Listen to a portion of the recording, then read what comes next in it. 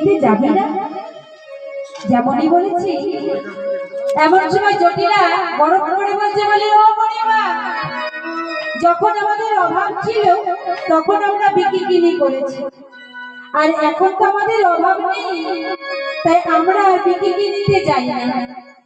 আমাদের প্রচুর ধন ঐশ্বর্য হয়েছে। এত গরমের কথা শুনে বুড়িমা বলছে, ধনের জন্য গরম করতে নেই, ধনের জন্য লাঠি ডাক্কা করতে নেই, আর ধনের জন্য অহংকার করতে নেই। কেন জানিস? ধন হচ্ছে অস্থায়ী, ধন কিন্তু চিরস্থায়ী নয়। তাই বলছি বুড়িমা, আহা চিরদিন কি কার সমানে যায়